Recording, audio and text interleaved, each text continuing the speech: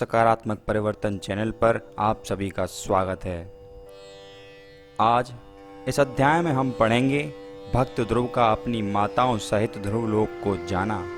लेकिन उससे पहले अगर आप चैनल पर नए हैं तो चैनल को सब्सक्राइब करें और नोटिफिकेशन बेल दबाने के बाद ऑल पर क्लिक करें ताकि आने वाले हर अध्याय को आप सुन सकें। और अगर आपने अभी तक बाकी के सुख सागर के अध्याय नहीं देखे हैं तो उन सभी अध्यायों के लिंक डिस्क्रिप्शन में दिए गए हैं।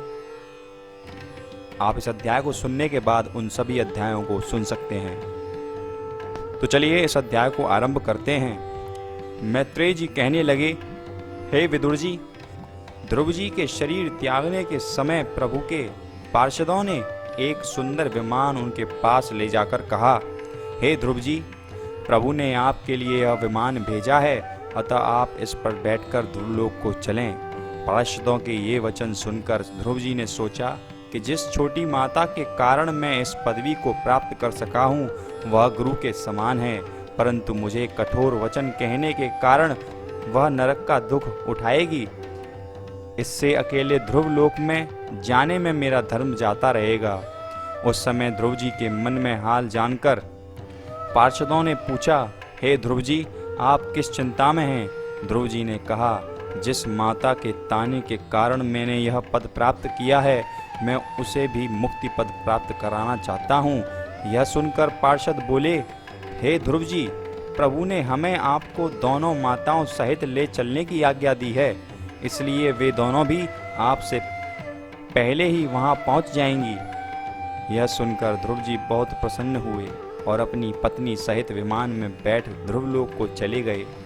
वहाँ देवताओं ने उनके ऊपर फूल बरसाए।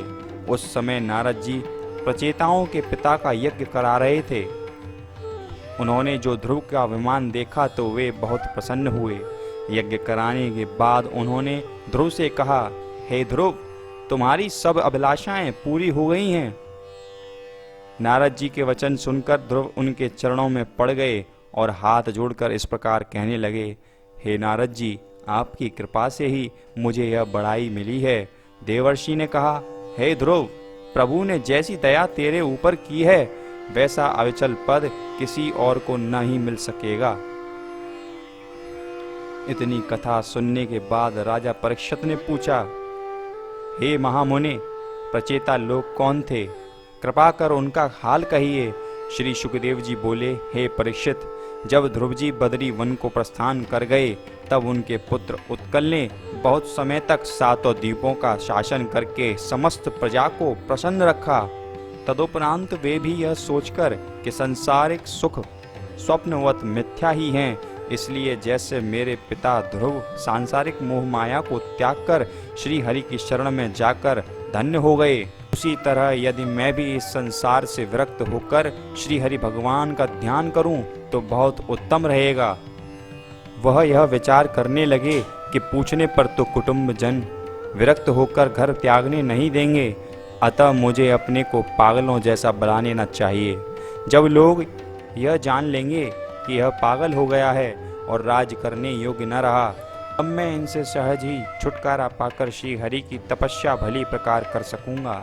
ऐसा दृढ़ विचार कर राजा जानबूझकर बावला बन गया और उल्टी सीधी बातें करने लगा।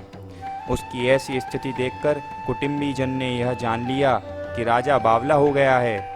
तब उसकी सलाह से राजा उत्कल के छोटे भ्राता वत्सर, जो ध्रुव की दूसरी स्त्री से पैदा हुआ था, राज सिंहासन पर बैठा दिया गया। उत्कल पागलों की तरह रहा आया। कुछ समयोपरांत उत्कल ने जब राज्य का कार्य सुचारू रूप से चलना देखा तो वन में जाकर श्री हरि भगवान का तप एवं ध्यान करते हुए अपना शरीर त्याग दिया। और इसी प्रकार यहाँ पर 12वां अध्याय समाप्त होता है।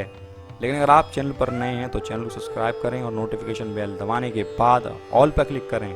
हमारे चैनल पर आप ज्ञान माला, नारी अंक कल्याण और सुख सागर के अध्यायों को भी देख सकते हैं। उन सभी के लिंक डिस्क्रिप्शन में दिए गए हैं।